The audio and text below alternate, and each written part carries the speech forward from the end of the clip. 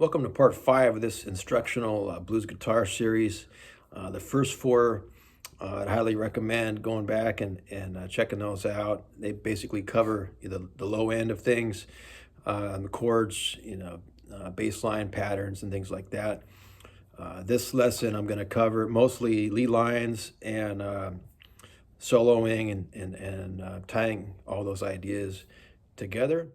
Instead of the typical pentatonic scale, top to bottom, box pattern, instructional approach, the blues is very much a feel type of music. That's the way I learned it, by a ton of listening and practicing over and over and trying to emulate the guys that I heard.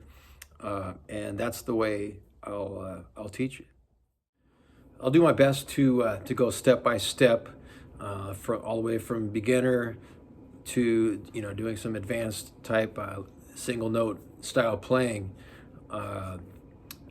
Because of the short duration of the video relative to the material covered, things will have to move pretty quickly. So of course, feel free to pause and rewind and go over that section over and over until you get it before moving on. Here's a list of some of the things that I'll be covering in this lesson.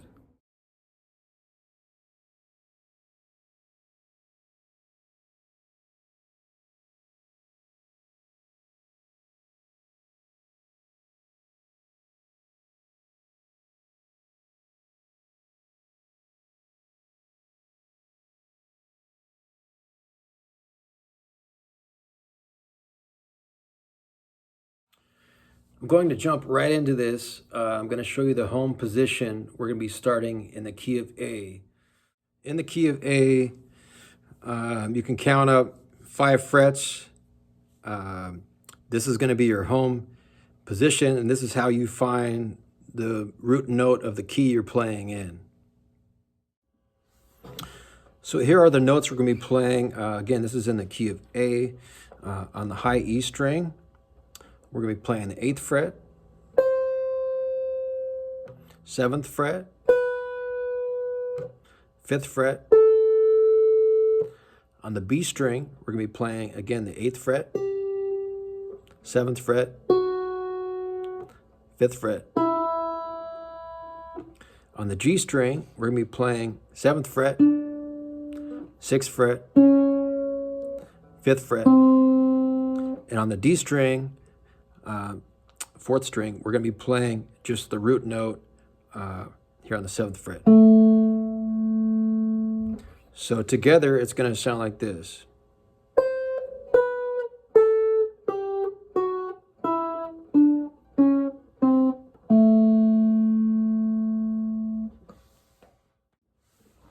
So here's the first passage using the same notes that we just learned. It's going to sound like this, up to speed.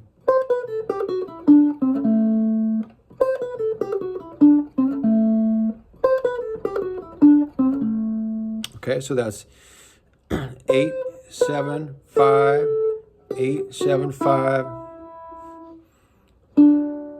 7, 5, and then we're going to up to the 6.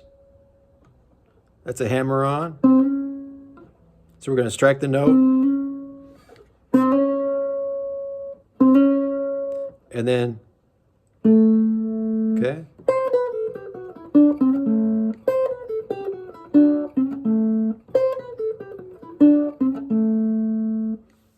So without any string bending or using any fancy techniques, this is just fretting the notes. It's already starting to sound like music. Here's the next passage.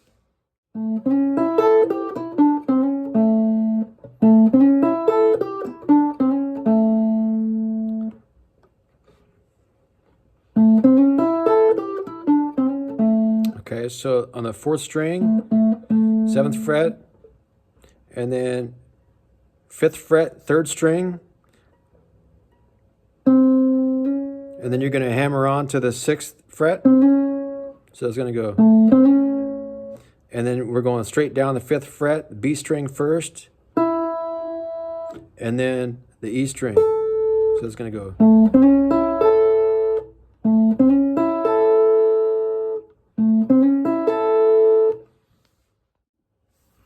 So next we're going to hit on the B string, the 8th fret, the 5th fret, and then the 7th fret on the G string, and then we're going to grab the 5th fret and hammer back on to the 6th fret on the G string like we did before. So it's going to go. And then hit the root note on the D string again. So the whole thing sounds like this.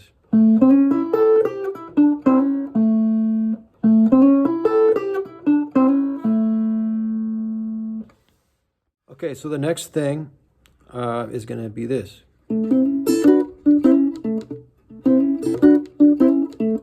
Okay, so it's the same notes. Okay, we're going to start with that root note on the D string, and then we're going to hammer on 5th to the 6th on the G string like we did before. And I forgot to mention, I'm barring on the 5th fret here with my first finger all the way down, so I don't have to move my finger back and forth. So it's gonna, okay, like that.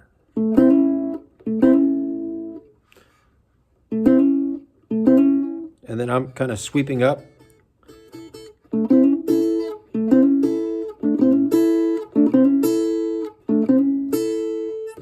And then I'm also barring on the 7th fret with my 3rd finger.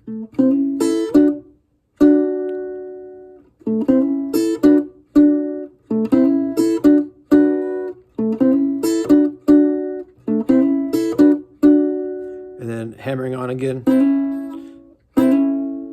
And then hitting that root note on the the D string again.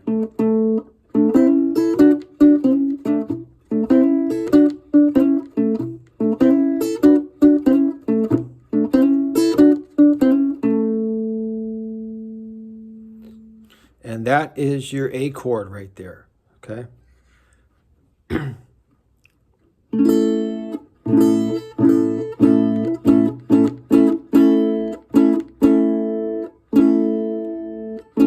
Okay, 7th fret, D, 6th fret, G string, B string, 5th fret,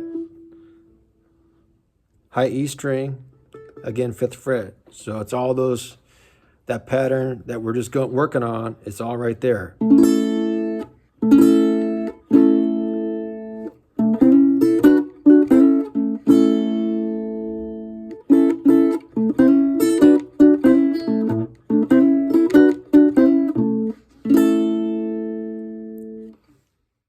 Okay, so the next thing, we're going to go backwards and forwards with those licks, so it sounds something like this. And we're going to end on the chord.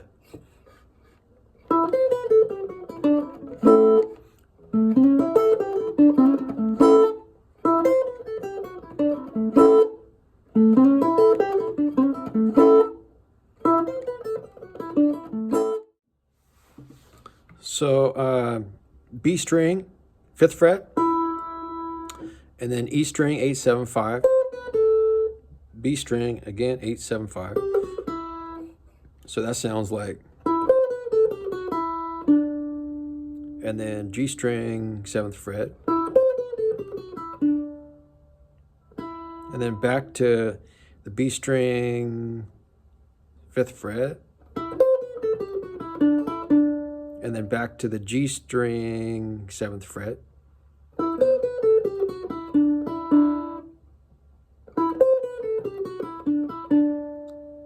And then hammer on the 5th to the 6th, and then the root note on the D string. So.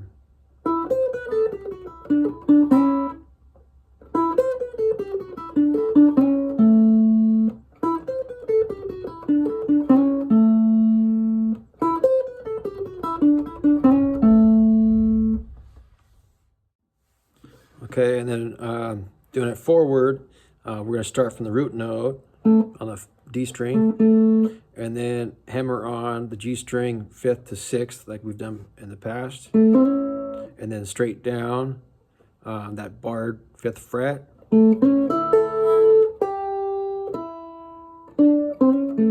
Okay. Okay, and then B string 8th fret, 5th fret, G string 7th fret, and then hammer on the G string 5th to 6th fret, and then back to the root note on the D string.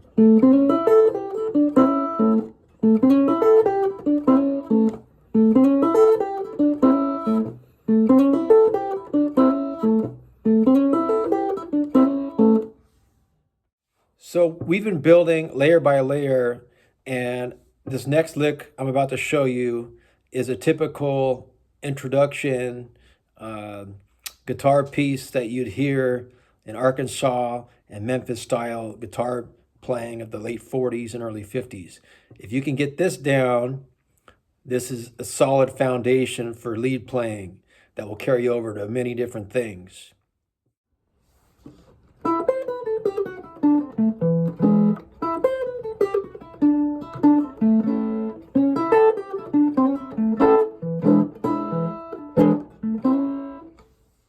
Okay, so we're on the B string playing the 5th fret, and then on the E string we're playing 8, 7, 5, and then the B string we're playing 8, 7, 5. So that sounds like this. And then the G string we're playing the 7th fret, 5th fret, D string 7th fret, A string 7th fret. Okay, so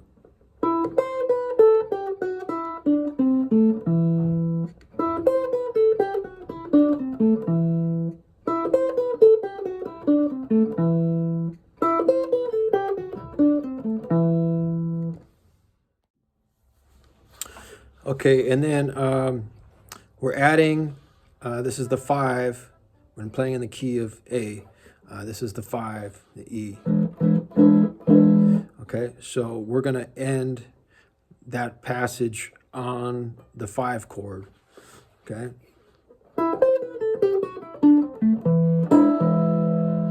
Okay. Like that.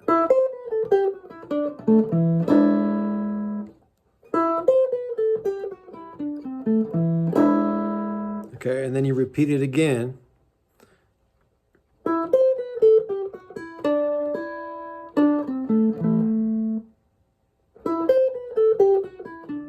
You kind of pause right there.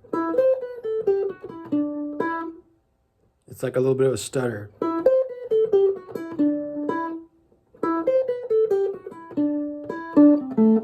And then you end on the root note on D string.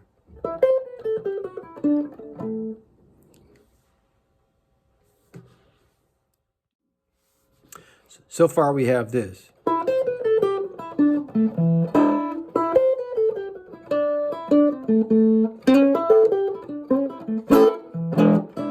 that's the next part. So we have.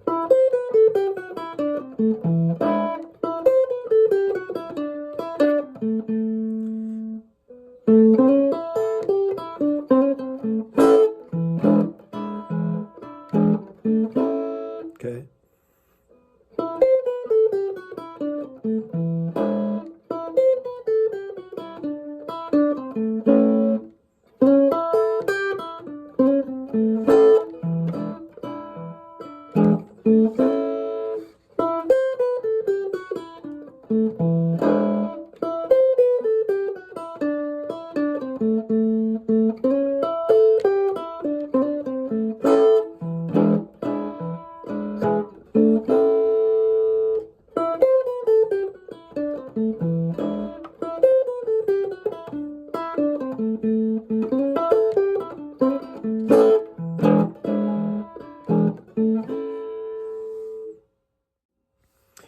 So the last part is. All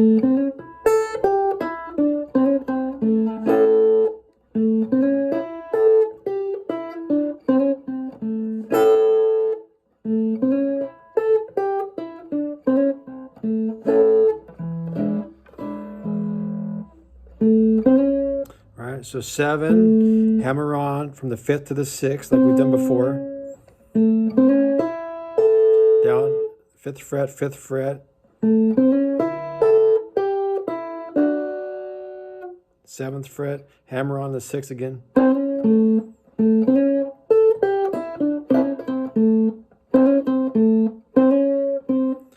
Hammer on the 6, back to the 5, and then to the 7.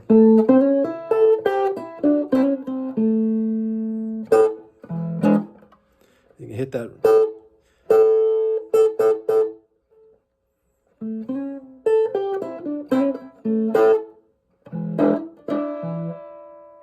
Right, those barred notes on the E and B string, you can kind of hit those together.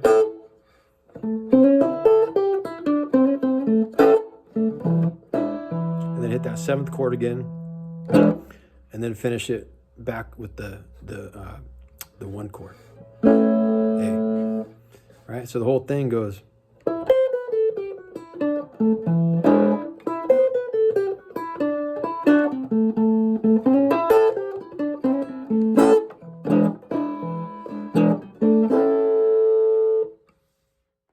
So hopefully you've made it okay up to this point. This style is deeply rooted in the Arkansas and Memphis style early electric blues of the late 40s and early 50s. Guys like Joe Willie Wilkins and Calvin Newborn and Little Milton Campbell on albums such as, the Sonny Boy, KFFA. Album is a great one. This has Joe Willie Wilkins all over it. Do it if you want to. Cool blues, Stop Crying, Eyesight to the Blind, all that kind of stuff is just killer. Joe Willie Wilkins style guitar on this. Another one is this one here with Willie Love with Little Milton Campbell on guitar. Just absolutely stellar guitar playing. Some stuff like 74 Blues and 20 Minutes to 9 and Vanity Dresser Boogie and stuff like that. Just all the stuff I'm teaching you, it's just all over this stuff and a whole lot more. But what I've shown up to this point is a solid foundation for playing those styles.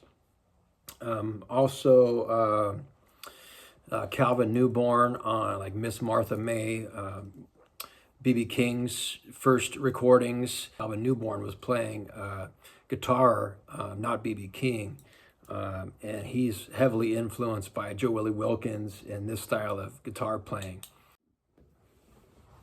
I also wanted to show you a little bit on the equipment side. In the 40s, guys that had archtop guitars were buying de-arming pickups that mounted onto your existing setup, with a volume knob, and all of a sudden you had an electric guitar, and that's what these guys were using on this material that we've covered so far. It's a great sound, the big woody full sound, that breaks up, with the small amps they were using. killer stuff. But this is along the lines of something they were using. This is a Bruno. It's a K-made guitar from, I think, 49. So right around the stuff we're covering right now. I also wanted to touch just for a second on this guitar I'm using for the lesson. It's a Gretsch Ricky. It's a 3/4 scale, like parlor guitar with a pickup. So it captures that, you know, early arch top with the de-arming sound really well. I did a full review on this guitar. If you want to check that out, it's also, look it up on my channel. So once you have a handle on what I've shown up to this point, you can start to mess with some things to make your lines more vocal-like and more expressive. For example, you can slide into the note. You know, you can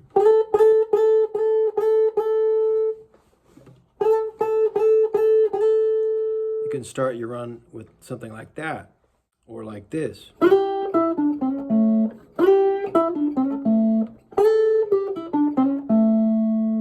You can do hammer-ons. I showed this one earlier from the 5th to the 6th fret. That's the major third. You know, you can also do it, you know, down here, something like this.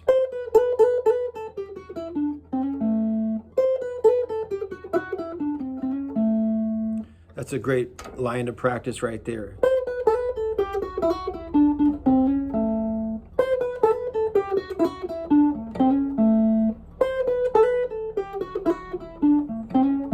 So that's just 8 hammer from the 5 to the 7. Right? And the same thing on the B string. So root, hammer major third, back to the root. You can also slide into the chord.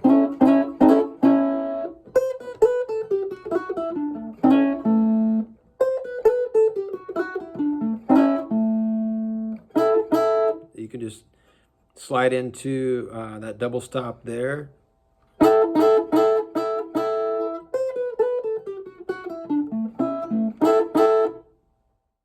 You know, in these late 40s styles, you know, they weren't doing like, you know, real big bends. They were just doing some small quarter step and half step bends and things like that. A good place to start on that is like on this 8th fret. You can just, so you're bending up to and then dampening with the palm of your hand to mute the note. You're not going up to this, you're not going that far, you're just going. And then taking that one step further, you can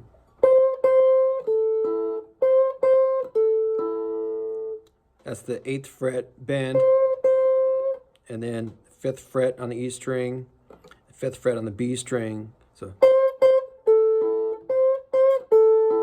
Or like this.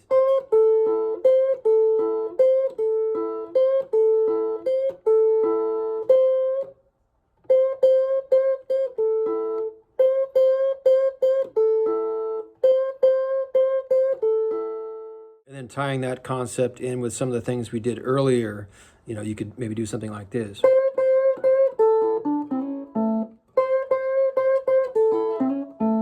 Just that hammer on from the 5th to the 6th to the root on the 4th string.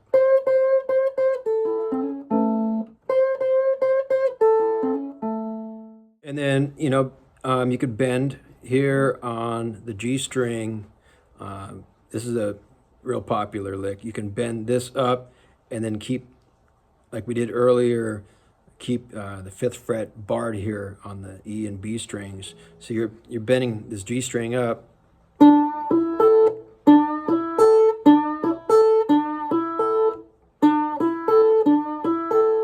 And then using some of those ideas on some of the stuff we learned earlier, you could do something like this.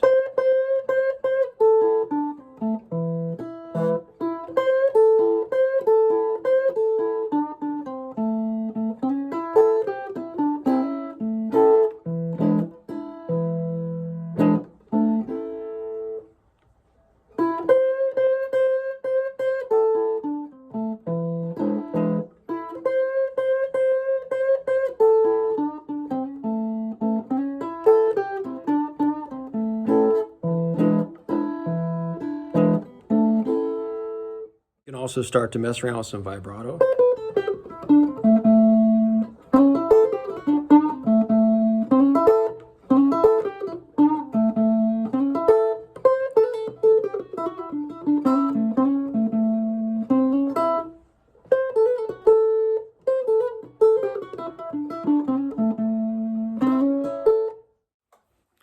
Arguably the biggest name of all when it comes to single note, lead guitar lines is B.B. King, who also, out of Memphis, was just revolutionizing lead guitar playing, heavily influenced by T-Bone Walker. The 40s, in the 40s, T-Bone had these big bands backing him up with horns and whatnot, syncopated rhythms and really, slick style of playing.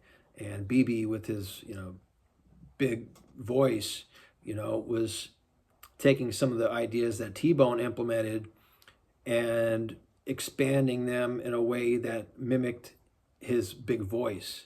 And that revolutionized, the single note kind of playing. But BB was still deeply rooted in that Arkansas and Memphis style. Most of the time, if ever, you're not going to have these big horn sections like they had. A lot of times you won't have piano.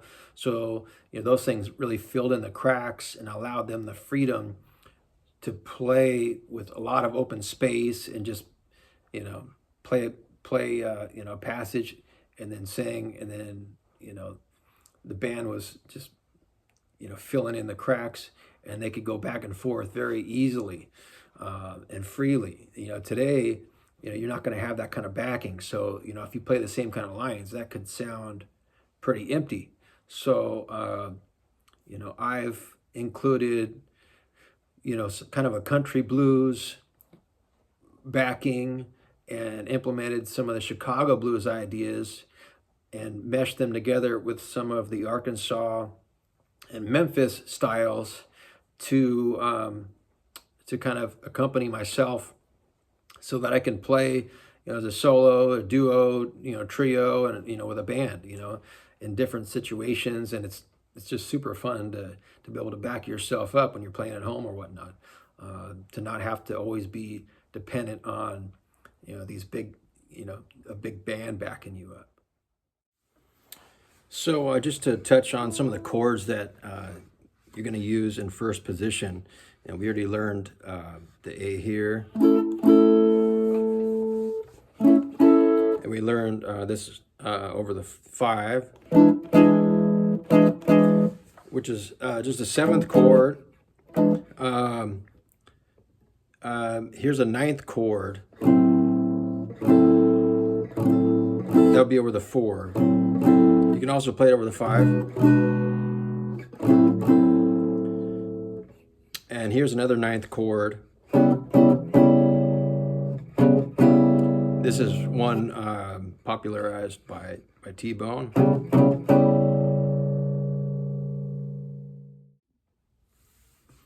These Arkansas and Memphis guys too, influenced by T-Bone.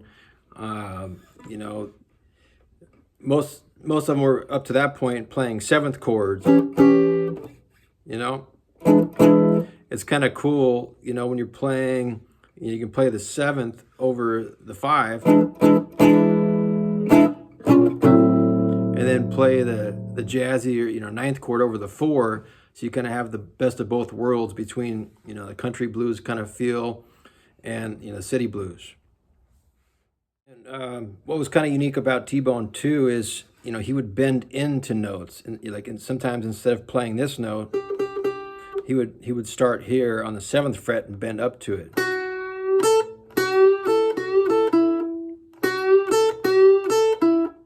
Stuff like that, which is kind of cool.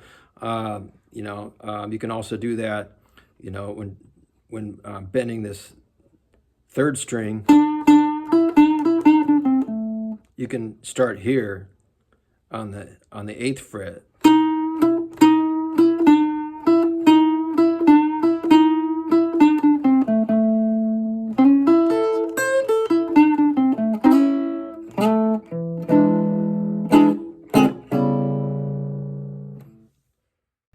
T-Bone would use those ninth chords to walk up and, have syncopated things going out the horns and whatnot. He might do something like this.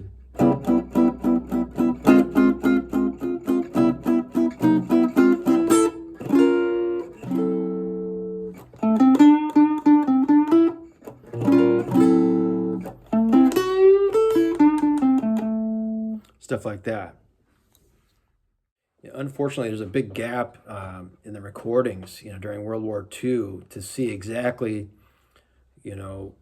what the evolution was during, the mid-40s with single note playing. But a lot of it points to T-Bone Walker.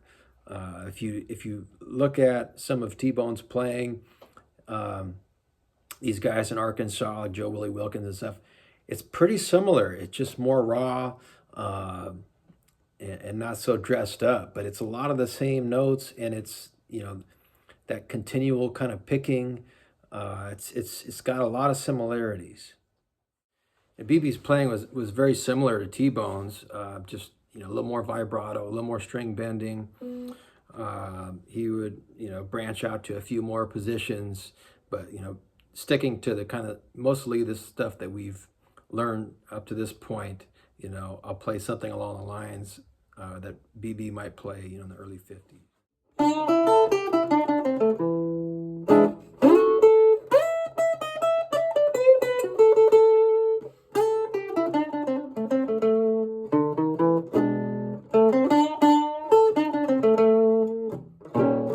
So leaving off with BB, I'm now going to go into some of the other positions that you can take those same ideas and apply those in different areas of the neck. So everything we've learned up to this point, we'll call that first position, counting on the E string up to find the root note. In this case, we're playing an A, and then that chord, everything, all the single notes are based on that chord. Okay, the second position will be just moving up 2 frets, so 5, 8 up to the 10th fret. So it'll go 10, 8, 10, 8, 9. And this position, sounds like this.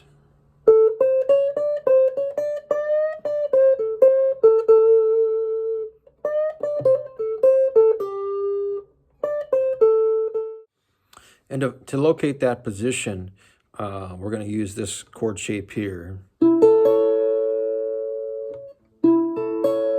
So that's 9th fret on the G string, 10th fret on the B string, 9th fret on the E string.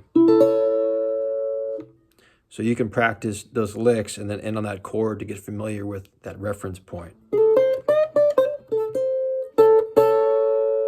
You can play just those 2 notes too.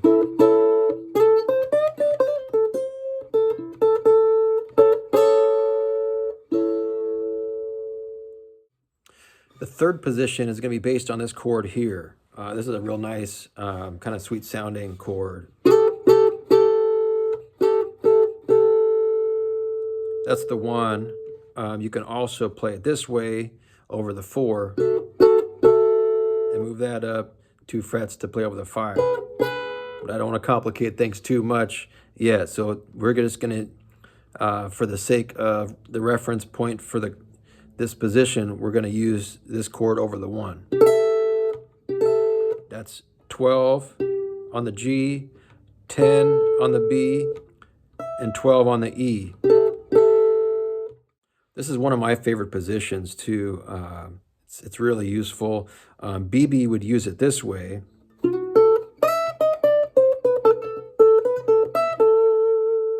Right, and then later he would like super bend this here. He would like grab this and walk up like that, so he could get like a big grip to do that big bend. That kind of stuff.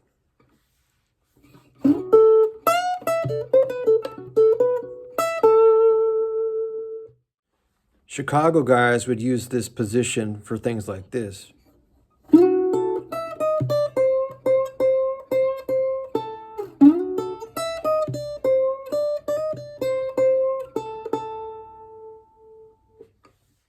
guys like Lonnie Johnson would use this position to do things like this.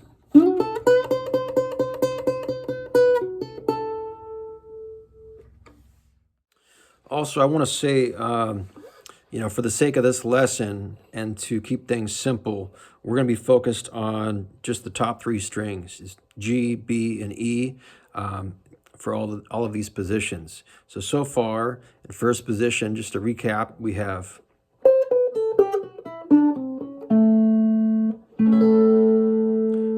okay, and then second position, we have, and then third position, we have,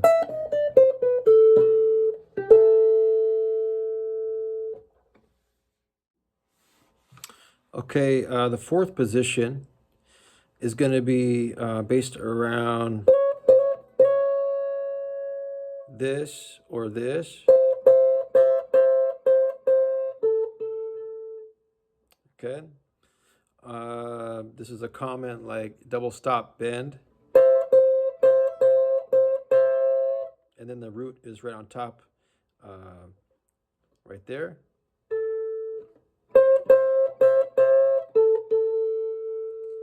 Very popular in Chicago blues. Robert Nighthawk would use this position for things like this. Although on this 3/4 scale guitar with no cutaway, this is difficult to reach in this key, but I'll do the best I can. So something like this.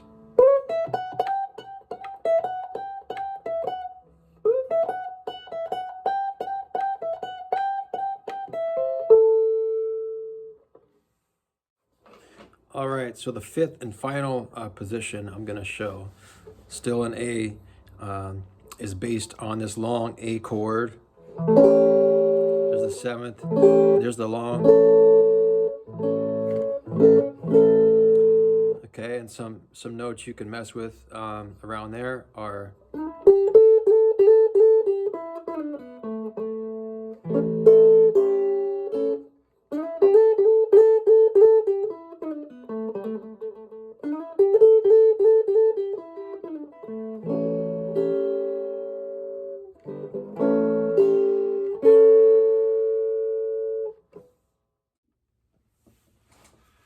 I'll do a piece here try to use all of those positions so you can get a feel for kind of how those things work together in the key of A.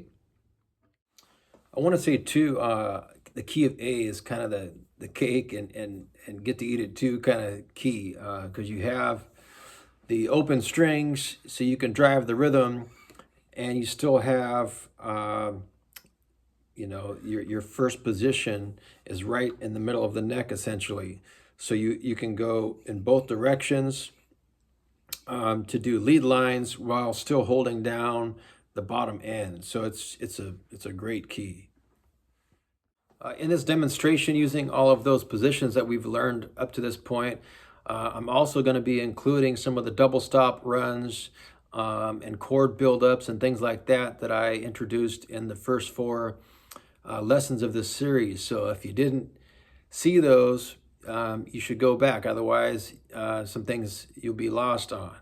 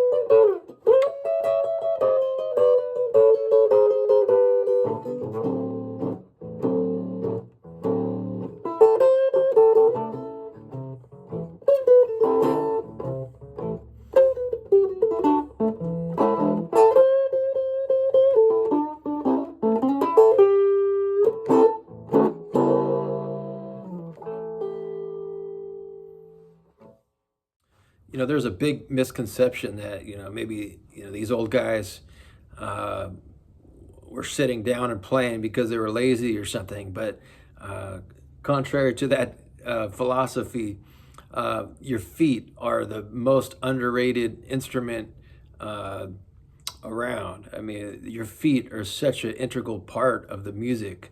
You use one foot or both feet. I use both feet a lot of times to create kind of a walking kind of rhythm section for myself. If you can't hear it, you can't play it. The blues is based on simplicity. It's 3 chords, but look at all the masters that came before us. What they were able to say using just those same 3 chords. It's just phenomenal. In my mind, the blues is more about doing the most with what you have to work with. Such as in life. I mean, you can make things as complicated and have as many moving parts as possible, but does that really make it better? So maybe the question should be not what do I need to learn or how much do I need to know, but what's the least amount I need to know to convey the message that I want to convey. Use that as a starting point. You can always add more and make it more complex, more complicated. But I mean, there's so many artists that were very repetitive in their recordings, that were some of the most successful or had some of the most unique or great sounds of all time. You don't need to do it all. Just do something and do it really well. Try to, after listening a bunch to the masters that created this music, try to put things together in a unique way that's somewhat your own.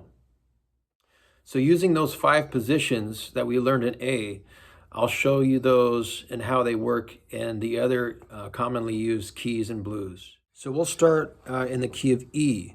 So the first position that we learned in A,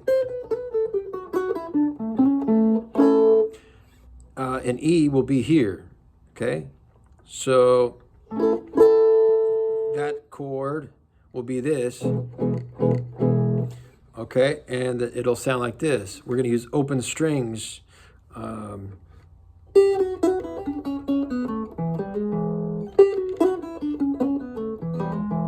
Okay, that's first position. Second position, when we move to here in A, will be here.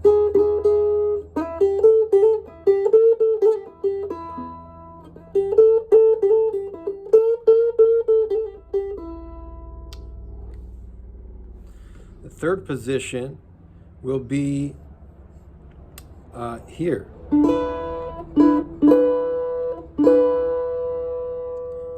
Okay.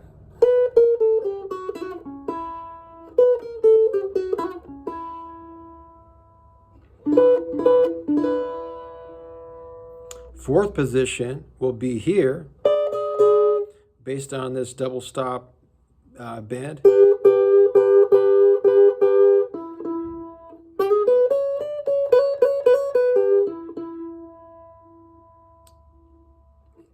And here is the fifth position.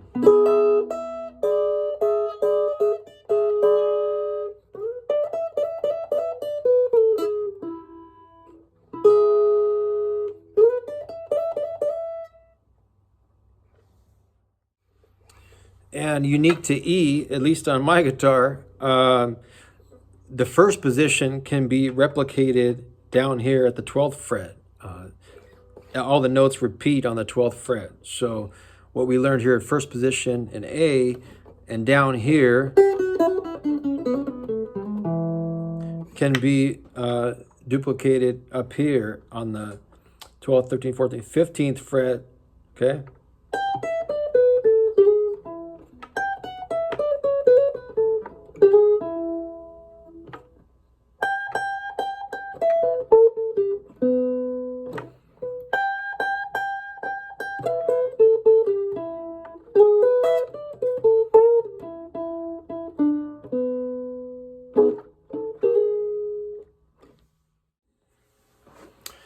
So those 5 positions in F, okay, your root's going to be here on the first fret. Here's position 1. Position 2.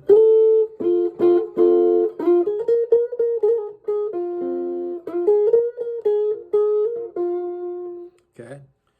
3 will be here.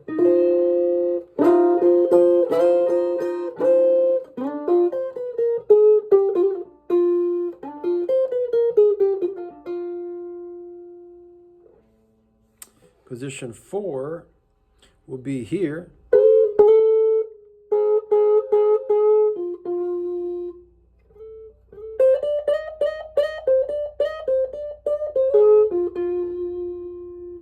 And position 5 is, if I can finger it, is way up here.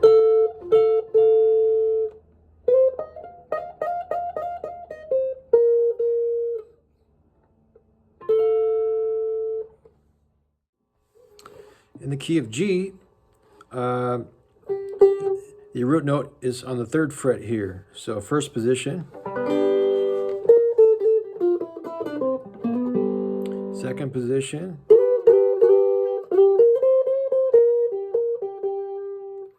3rd position,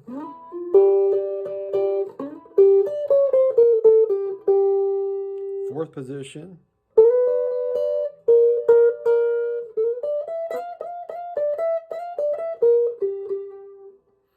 5th position is going to be down here in front of 1st position. Be right here.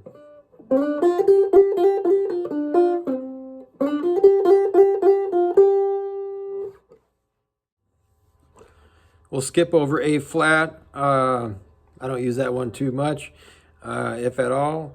A we already did. B flat, okay, is going to be on the 6th fret. So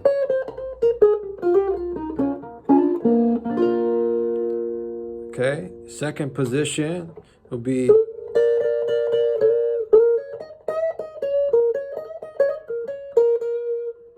third position. Okay, you have 4th position.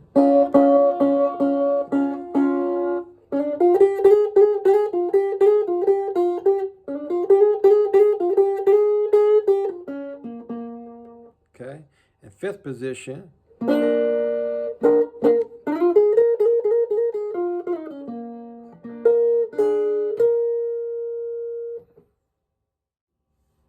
Okay, in B, we're going to be up here on the 7th fret for position 1. 2nd position.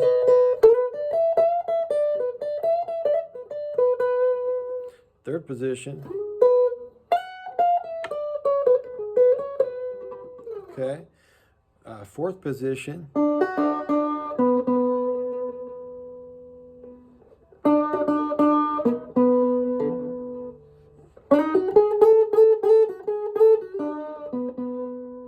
And 5th position.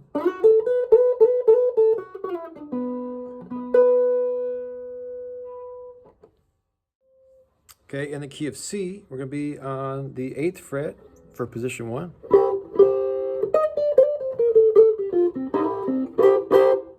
Okay, it will be way up here for 2.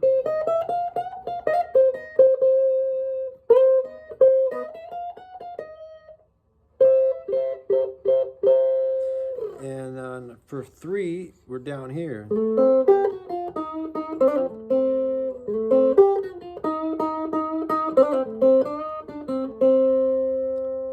Okay, 4.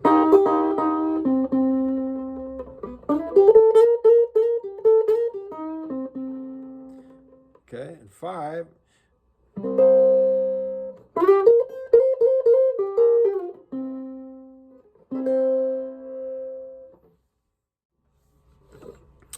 Okay, in the key of D, position 1 is way up here on the 10th fret.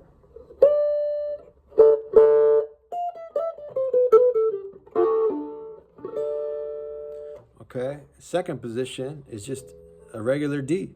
Okay,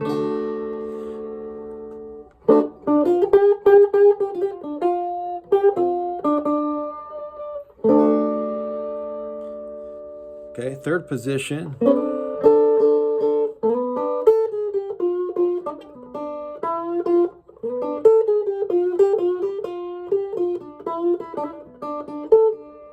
Okay, third position. Fourth position.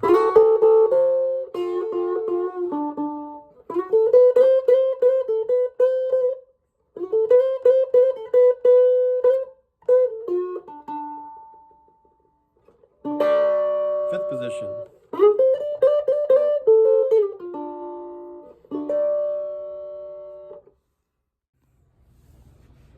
I'll touch a little bit on the differences between using your hands, your thumb and your fingers versus using a pick, some of the advantages and disadvantages of both. So, the pick has increased clarity. It's a lot more precise. It can be kind of harsh at times. And I like to play behind the beat and play a little bit more loose. The pick kind of stiffens things up to my ear. I can. I use it at times. If I do use it, I'll kind of hide it in my hand, like back here like this, so I can still use my fingers, and then I can grab it when I need it and then just kind of conceal it back there again. That's the pick. For fingers, which is my preference and what I use probably 80 to 90% of the time, I just have a lot better feel, and I like to play the guitar more like a piano and support myself in like a country blues style, where I'm thumping on the low strings and driving the rhythm, as well as playing lead stuff on top when I can. Sometimes it gets a little tricky, but I push myself. I listen to the other Chicago guys, and I try to implement some of those Chicago blues licks in with kind of a country blues feel. So sometimes it's not possible, but I push the limits and figure out what I can do and what I can't do. But the fingers and thumb give me a really natural sound. With a pick, you can do tremolo picking, like,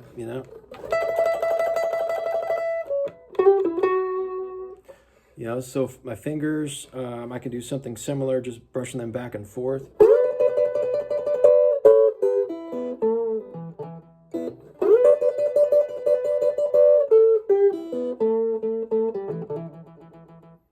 Something like that. Another technique I didn't really touch on is like a trill. I don't use that too often, but a guy I didn't mention that I really like his playing is Houston Stackhouse. And he'd do some stuff like that. He'd go,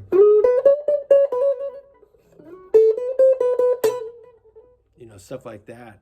That's a trill, that kind of thing. On E, you can do something like,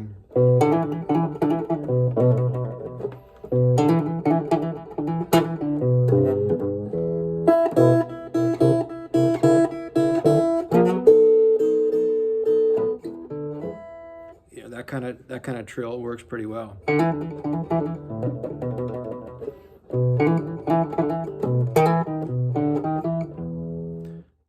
All the 5 positions that I showed you, you can use those for slow blues. You can use them for slow shuffles, medium shuffles, fast shuffles, boogies, just about any type of blues. You can use those 5 positions and they'll work great.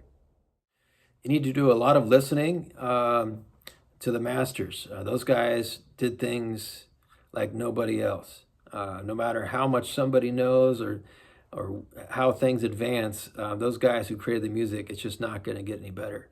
So listen to those guys over and over and over, and try to develop your ear so that you can learn things note for note, but don't always study them note for note. Sometimes just try to capture the feel, the essence of what they're doing, so that you can use that as a tool in your own playing. Whereas if you just learn something note for note, it's just like floating out there in space, you know, you can only quote this this phrase. You know, you can't really, you know, like T-Bone Walker and all these different styles. You know, if you get inside them enough, you can start to mess around and explore, and it slowly over time becomes your own language. I hope you made it through everything okay. I hope everything made sense. I appreciate your time. I appreciate your support and checking out my channel. If you like this kind of stuff, please like and subscribe so I can continue to make more of these things. It's enjoyable to do, but it takes a lot of time. So a little bit of help, a little bit of support goes a long ways. I also have a music-related website. I have all kinds of t-shirts and decals and signage and DVDs and free instructional stuff there as well. To check that out, it's called devilstailmusic.com. And if you're so inclined, you know, please support the channel by finding something you like there.